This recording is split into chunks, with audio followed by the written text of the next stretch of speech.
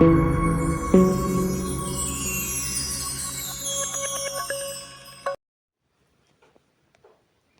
ವಿರಕ್ಷಣಾ ವೇದಿಕೆ 2025ನೇ ವರ್ಷದ ಕರ್ನಾಟಕ ಸೇವಾ ರತ್ನ ಬೆಳ್ಳಿ ಪದಕ ಪ್ರಶಸ್ತಿ ಪ್ರದಾನ ಸಮಾರಂಭ ಮೈಸೂರು.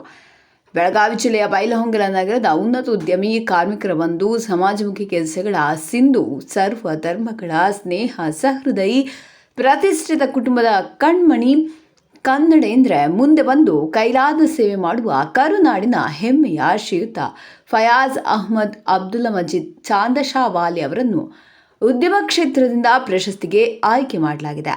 ಇವರು ಮೂಲತಃ ಬೆಳಗಾವಿಯಲ್ಲಿ ಹಲವು ಉದ್ಯಮಗಳನ್ನು ಹೊಂದಿದ್ದು, ಇವರು ನೂರಾರು ಕಾರ್ಮಿಕರಿಗೆ ದಾರಿದೀಪವಾಗಿದ್ದಾರೆ. ಇವರು ಹಲವು ಬಡಶಾಲಾ ವಿದ್ಯಾರ್ಥಿಗಳಿಗೆ ತಮ್ಮ ಕೈಲಾದ ಸಹಾಯವನ್ನು ಮಾಡಿ ಶಿಕ್ಷಣ ಹಾಗೂ ವಿದ್ಯಾಭ್ಯಾಸ ಮಕ್ಕಳ ಒಂದು ಹಕ್ಕು.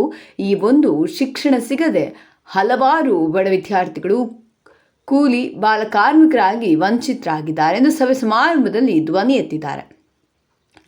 ಇದಲ್ಲದೆ ಇವರು ಕಳೆದ ಕೋವಿಡ್ ಸಂದರ್ಭದಲ್ಲಿ ತಮ್ಮ ವ್ಯಾಪ್ತಿಯಲ್ಲಿ ಬರುವ ಬಡ ಕುಟುಂಬಗಳಿಗೆ ಲಕ್ಷಾಂತರ ರೂಪಾಯಿ ವೆಚ್ಚದ ದಿನಸಿ ಹಾಗೂ ಔಷಧಿಗಳನ್ನು ನೀಡಿ ಮಾನವೀಯತೆಯನ್ನು ಮೆರೆದಿದ್ದಾರೆ.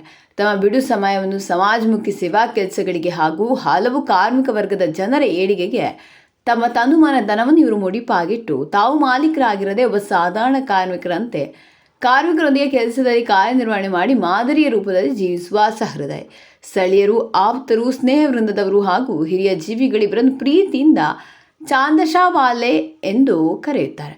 ಈ ನಿಟ್ಟಿನಲ್ಲಿ ಹಲವಾರು ಸಾಮಾಜಿಕ ಕೆಲಸಗಳನ್ನು ಮಾಡ್ತಾ ಬಂದಿದ್ದು, ಇವರನ್ನು ಉದ್ಯಮ ಕ್ಷೇತ್ರದಿಂದ 2025ರ ಕಯುವೆ ಸಂಘಟನೆಯ ಕರ್ನಾಟಕ ಸೇವಾ ರತ್ನ ಬೆಳ್ಳಿ ಪದಕ ಪ್ರಶಸ್ತಿ ನೀಡಿ ಗೌರವಿಸಲಿದ್ದಾರೆ.